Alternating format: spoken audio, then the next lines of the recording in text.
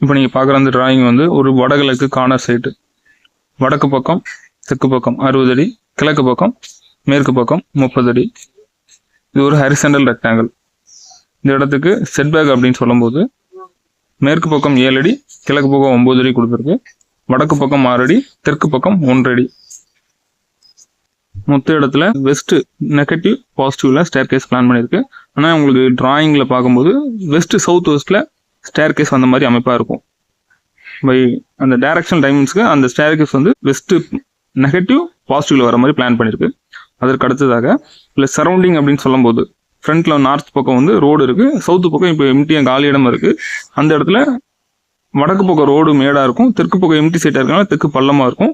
அதனால இதுக்குள்ள நம்ம என்ன பிளான் பண்ணியிருக்கோம் அப்படின்னா வெஸ்ட் பக்கம் ஆல்மோஸ்ட் சவுத்து பக்கத்தையும் வந்து சரௌண்டிங், அதாவது நம்ம சைட்டுக்குள்ளே இருக்கிற அந்த செட்பேக்கே சரௌண்டிங் மாதிரி இந்த இடத்துல பிளான் பண்ணியிருக்கோம். வந்து இப்போ ப்ரெசென்ட்டில் இந்த பில்டிங் வந்து இப்போ லிண்டல் ஸ்டேஜில் இருக்குது. ப்ளஸ் இதில் கூடுதலாக இன்னொரு சப்ஜெக்ட் என்ன பேச போனால் சுற்றி இந்த காம்பவுண்ட் வால் சைஸ் வந்து இதில் வந்து 1/2 அடி கொடுத்துருக்கோம். பட் இதில் இவங்க என்ன பிளான் பண்ணியிருக்காங்கன்னா 3/4 அடி சைஸ் மாதிரி பிளான் பண்ணியிருக்காங்க.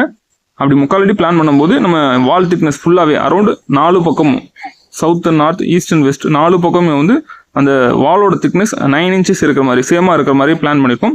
அப்படி பண்ணும்போது தான் நமக்கு அந்த காம்பவுண்ட் வாலுக்குள்ளே எந்த இடத்துல இந்த பிஞ்ச் அப்படிங்கிற ஒரு விஷயம் வந்து வராது. வந்து அப்போ நார்த் ஈஸ்ட் வந்து நமக்கு 90 கிடைக்கும், நார்த் வெஸ்ட்டும் 90 கிடைக்கும், சவுத் ஈஸ்ட் சவுத் வெஸ்ட் எல்லாமே 90 வர மாதிரி இருக்கும் பெர்ஃபெக்டாக. வந்து நம்ம இப்போ கேட்டு கொடுக்குறோன்னா அந்த இடத்துல வந்து பில்லர் சைஸ் நம்ம பெருசு பண்ணுவோம்.